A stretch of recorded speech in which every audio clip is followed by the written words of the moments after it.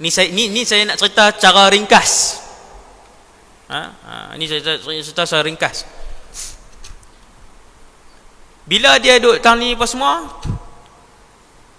Allah tulis hari terakhir dia hidup malam ni. Pukul 10.15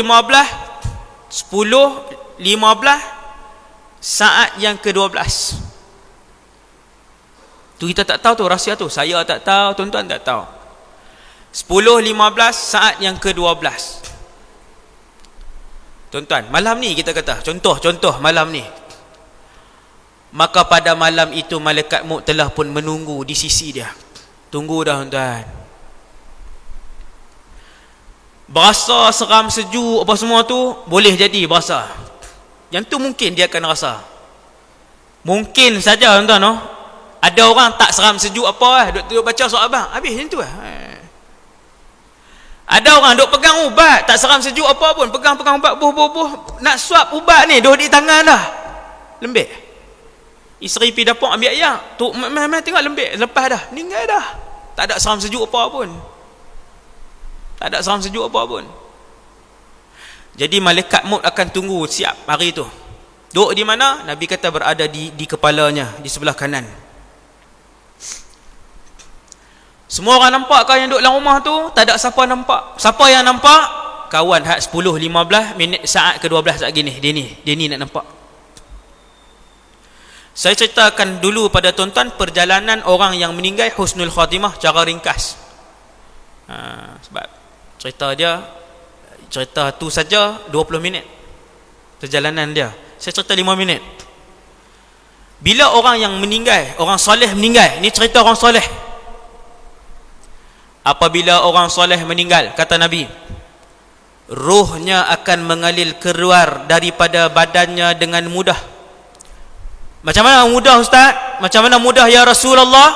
Seperti mana mudahnya air yang keluar meninggalkan botolnya, bekasnya. Ni saya buka, saya tuang. Cepat ke lambat? Cepat. Yang mengalir cepat itu adalah ruh orang soleh. Yang seperti air. Orang tak soleh hak meninggal fasik, sekali saya cerita. Nabi sebut macam mana pula. Orang soleh ni pasal apa ruh dia senang keluar? Kerana ruh itu sudah lama merindui Allah. Kerana ruh itu sudah lama merindui Rasulullah. Dia semayang, dia teringat Allah. Dia zikir, dia teringat Allah.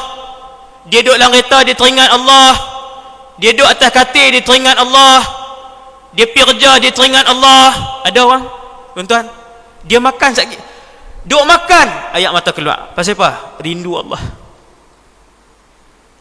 Rindu Allah. Merindui Allah. Ni orang soleh. Orang soleh ini apabila sampai hari dia mati, maka ruh dia mengalir keluar dengan laju. Tapi walaupun laju, sakit tetap sakit, cumanya tak lama. Hak sakit tu tak lama sebab laju keluar. Kalau hak bukan Islam sakit juga, hak fasik sakit juga, hak munafik sakit, tetapi sakit itulah lama. Pasal ruh tak mau, ruh tak pernah merindui Allah. Baca Quran lah 50 juzuk pun. Contohlah ni kan. Abang kata bacalah berapa puluh juzuk pun dia tak heran. Orang lain bergetak dengar ayat Quran. Orang lain dengar selawat teriak dah. Dia benci lagi dengar orang qasidah. Benci. Ini masalah Ini ada masalah. Dengar orang selawat, marhaban, qasidah, dia benci pula. Ini ada masalah. Kemudian hamba Allah ni, hak soleh ni, tepat pukul 10, 15, 12 saat, malaikat pun mula tarik ruh dia. Waktu tu, wa dhanna annahu al-firaq, dia pun tahu inilah mati. Senyum tak dia? Senyum. Pasal apa? Seronok nak jumpa Nabi SAW. Rindu lama dah. Rindu Rasulullah ni lama dah. Bila keluar, Maka malaikat maut pun ambil roh dia, letak di tangan tanpa melengahkan walaupun sesaat, dikafankan dengan kafan daripada syurga. Hadis ni sahih. Dan kemudian diwangi-wangikan dia. Ketika mana roh itu sampai di sini, tuan-tuan, dia bila keluar ni, dia kosong daripada sini ya, kosong. Lepas tu roh sampai mana? Roh akan sampai di halqum di sini. Ni leher. Dia akan kosong di sini. Kosong. Bila sampai di halqum, ketika roh sampai di halqum, ketika itulah dia akan melihat dua alam serentak. Yang pertama ialah alam dunia, hak dia duk ada dalam bilik tu. Dia waktu tu bilik tu duk nampak lagi. Waktu duk tengah tarik tu roh sampai sini duk nampak lagi. Alam kedua yang dia akan tengok buat pertama kalinya, alam ghaib yang menguji keimanan kita. 5-60 tahun kita duk dengar pasal alam ghaib. Itulah hari pertama kita akan melihat makhluk ghaib, iaitulah malakul maut. Kata Nabi sallallahu alaihi wasallam, apabila kamu memandang ke atas, kita tengok tang mana? Orang mati tengok mana? Dia tengok tang ni. Selama ni kita duduk heran pasal apa dia suka tengok tang ni? Suka apa tang ni malaikat maut duduk? Dia duduk ikut roh dia tu. Dia ikut roh, dia tengok roh dia. Tu dia tengok sini. Bila kali pertama dia pandang malaikat maut, seandainya wajah malaikat maut ketika itu adalah seperti rembulan yang terang benderang, datang dengan wajah yang berseri-seri, maka ketahuilah sesungguhnya dia mati dalam keadaan husnul khatimah. Alhamdulillah. Tuan-tuan, siapa yang mati husnul khatimah, dia boleh lega dah. Sayyidina Uthman kata, alam barzakh ini adalah penentu yang kuat. Sesiapa yang baik mati barzakhnya, maka mudahlah selepas alam-alam yang lainnya. Dia mudah, step seterusnya mudah. Lega dah dia. Dan kata Sayyidina Uthman, sesiapa yang buruk barzakhnya, maka susahlah alam-alam yang selepas itu. Bila tuan-tuan nak tahu kata kita ni husnul khatimah, tengok muka malaikat maut, tahu dah. Dia senyum kat kita, dia main dengan rupa yang elok punya lah, segak. Dia bukan lelaki, dia bukan wanita, tetapi muka yang indah, berseri-seri, mai. Kita pun alhamdulillah, hak ni yang dengar dalam kuliah tu ni. Tuan-tuan, maklumat hak kita ada dalam dunia ni, kesemua sekali akan kita bawa pi masuk sampai dalam syurga, sampai dalam neraka. Yang tu kena tajuk syurga pula, 1.5 jam. Kalau guru mat sampai dalam syurga, dia akan reti mat. Ni nombor telefon kita hak atas dunia ni, sampai dalam syurga, nombor telefon tu kita akan ingat. Apa bukti dia? Yang tu tajuk syurga. Banyak dalil-dalil sebagainya. Tuan-tuan sekalian, bila dah kafan dengan kafan kain daripada syurga, wangi-wangian daripada syurga, ke mana roh akan pergi? Roh akan dibawa sampai ke langit yang ketujuh untuk menghadap Allah Subhanahu wa taala. Ini perjalanan sebenarnya. Lalu malaikat pun bawa, malaikat maut bawa, malaikat rahmat bawa kita. Malaikat rahmat bawa kita sampailah ke langit yang pertama. Pintu langit pertama ditutup.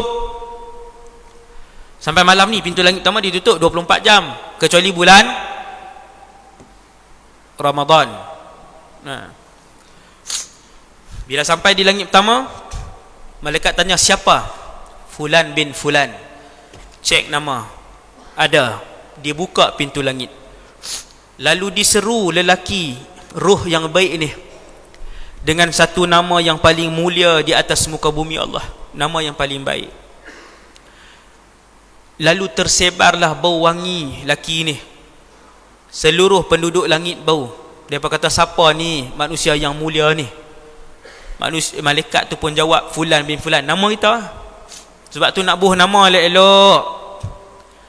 Jangan duk buh nama Vanish pelik-pelik, nama sabun, nama bukit, nama gunung.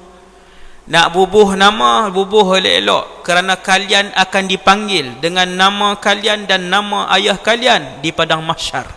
seperti mana nama kalian dipanggil di atas dunia dulu. Nama yang mulia.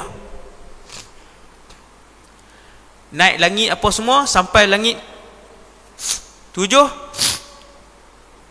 Allah Subhanahu wa taala puji dia, roh yang baik. Kemudian Allah arahkan buku amalan dia, dibawa buku amalan kita. Kalla inna kitabal abrari lafi illiyin. Tak di mana? Satu tempat bernama Illiyin. Dengar tuan-tuan, nah, kalau nama Illiyin, yang tu tempat tu nak letak buku amalan orang-orang soleh, kita pun alhamdulillah tak di situ. Buku orang soleh letak di Illiyin. Habis letak di situ, kembalikan dia. Pergi ke mana? Alam barzakh. Kita pun dikembalikan, turun balik daripada langit ke-7 tu, turun masuk ke bawah. Mayat kita, badan kita dimandikan, dikafankan, disolatkan, kemudian ditanam. Habis tahlil, talqin apa semua, orang pun dah tanam apa semua, dah kebumikan kita. Orang pun akan tinggalkan kita. Nabi kata kalian akan mendengar bunyi tapak kaki orang terakhir yang meninggalkan tanah perkuburan. Doa apa kita nak banyakkan kepada orang yang meninggal ni? Nabi ajak dua doa. Allahumma ighfir lahu wa thabbithu 'inda su'al. Ya Allah, ampunkanlah dia. Ya Allah, tetapkanlah lisannya untuk menjawab sekali ni nak jawab lah. Ulang dua doa ni. Berapa lama nak ulang dua doa ni? Lebih kurang 1 jam daripada dia dikebumikan. Ulang 1 jam tu. Sesiapa yang didoakan oleh, ni hadis hadis sahih. Sesiapa yang didoakan oleh sebanyak 70 orang soleh, maka Allah akan mencabut daripadanya siksaan azab kubur. Ramai ke kawan kita yang soleh? Kalau kita geng motor besar, yang paling ramai main waktu kita meninggal siapa dia? Geng motor besar. Kalau semua geng motor besar tu geng mengaji apa semua, alhamdulillah. Pakat baca Quran, pakat doa kita, alhamdulillah. Kalau kita askar, tentera masih berkhidmat, meninggal, yang paling ramai main hari kematian kita siapa? Tentera. Faham tak tuan-tuan? Bukan nak kata siapa kerja ni mulia, siapa kerja ni tak mulia, tak. Dengan siapa kita berkawan, mereka inilah yang paling banyak memenuhi tanah perkuburan pada hari kematian kita. Dan inilah yang disebut oleh Rasulullah, sesiapa yang didoakan oleh sekian-sekian bilangan orang soleh, Allah ampunkan dia. Siapa kawan kita? Selalukah kita menjejakkan kaki ke Mak Tafiz? Selalukah kita menjejakkan kaki jumpa dengan anak-anak di sekolah agama ni? Nampak tuan-tuan? Bawa lah beras 10 kilo sebulan, 10 kilo aja bawa. Budak-budak kenal, Ustaz, pakcik mai dah, pakcik ada bawa beras tu. Dia kenal dia ni 6 tahun duk bagi beras, 5-6 Mak Tafiz dia buat pi. Hari dia mati, mereka tak pi tengok dia. Pakcik ada umai 6 tahun dah beras kat kita, meninggal. Satu van ustaz tu bawa pi, ustaz nu pun bawa pi, ustaz nu bawa pi. Penuh orang soleh hari kematian dia. Kita kawan banyak tak mana? Banyak kedai makan. Hari mati semua geng kedai makan penuh.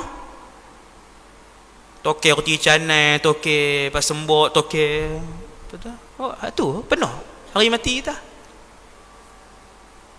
Bukan tang pekerjaan tu, ramaikan kawan orang soleh. Ibu-ibu pun sama, cari sekolah-sekolah agama, cari tafiz, cari anak-anak tafiz ni. Hak ramai, hak 5-60 orang buat pi. Bukan nak suruh bagi 100 kilo beras sebulan. Buat pi 5 kilo pun dia pun ingat muka kita. Dia tahu dah, kita mai dia tahu dah, ni makcik beras, ni makcik gula. Bukan sakit kencing manis. Makcik ni mesti buat mai gula. Sebulan 5 kilo dia buat mai.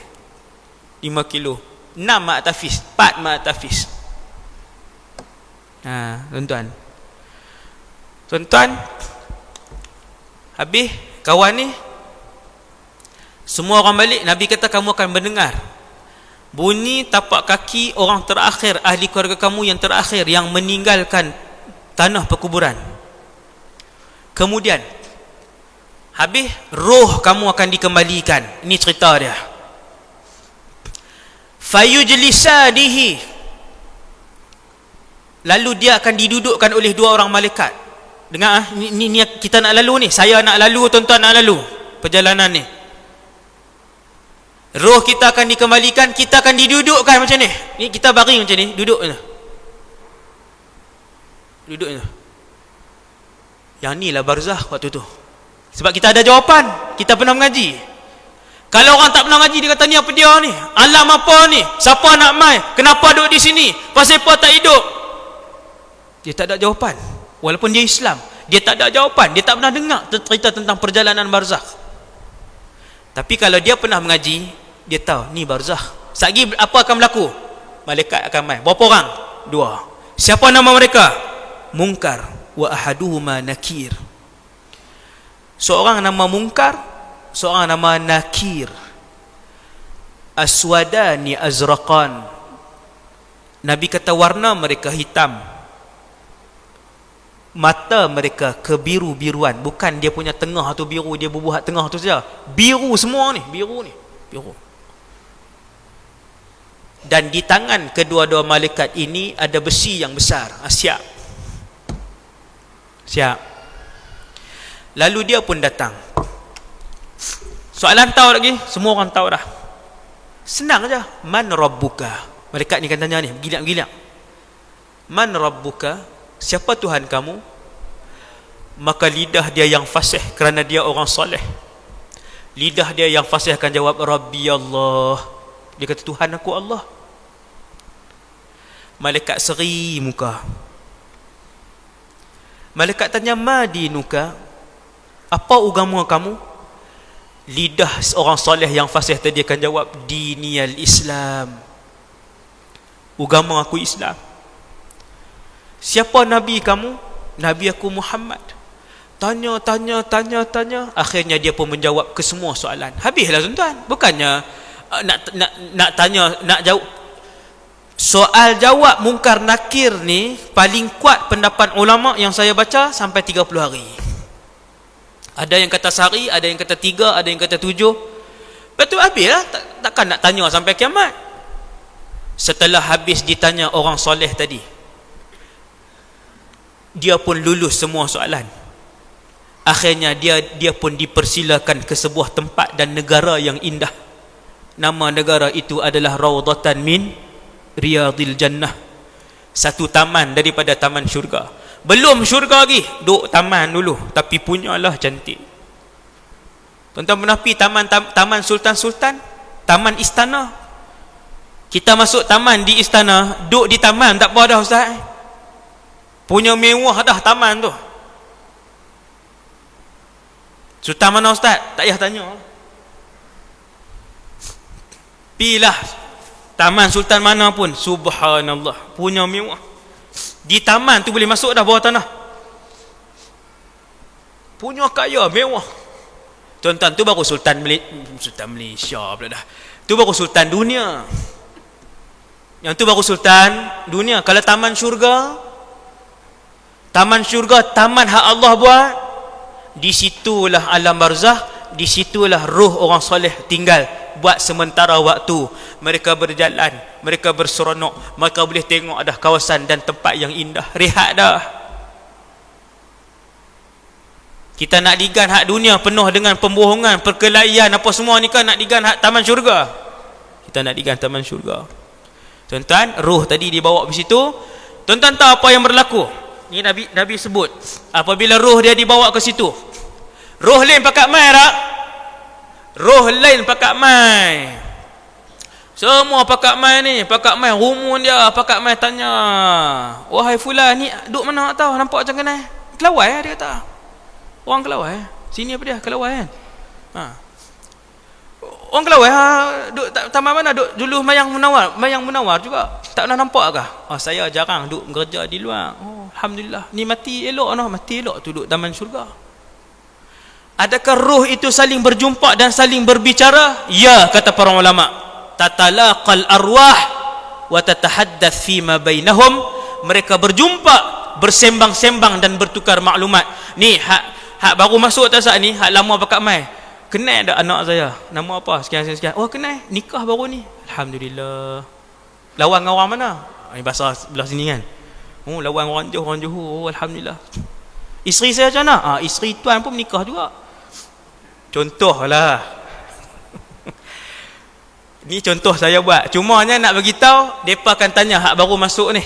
Yang baru masuk ni, semua kat mai duk rumun apa mai tanya. Allahu akbar. Berehat dah, boleh rehat dah. Hak nak susah, hak nak letih ibadah dunia saja. Alam sana bukan nama dia alam ibadah. Bahkan tidak dibenarkan untuk orang sembahyang di alam barzakh di dalam syurga. Tak dibenarkan. Tuan-tuan, ibadah tidak dibenarkan lagi di dalam syurga dan di alam barzakh. Tak ada dah. Malaikat kata ni alam barzakh, tak ada dah. Yang mana duduk taman syurga, berseronoklah kalian. Taman syurga, tuan-tuan. Roh yang duduk di taman syurga boleh tak jumpa dengan kita? Ni ulama bahas dalam kitab tauhid. Jawapannya boleh. Tuan-tuan tak nak jumpa dengan waris-waris yang dah meninggal dah. Dibahas dalam kitab tauhid. Roh kita bila kita tidur, roh kita boleh, ni ada dalil Quran, ada dalil Quran. Bila dua roh ni bertemu, roh orang yang tidur di dunia dengan roh di alam barzakh, bila saat perpisahan, Allah akan lepaskan roh yang orang tidur tadi ni untuk kembali ke dunia, dan kemudian Allah akan pegang roh yang orang hak di alam barzakh tu. Dia tak boleh pergi lah. Boleh berjumpa, tuan, di dalam alam mimpi. Kalau yang jumpa tu betul lah tu. Sembang tanya kan, ramailah macam-macam cerita lah, macam-macam cerita.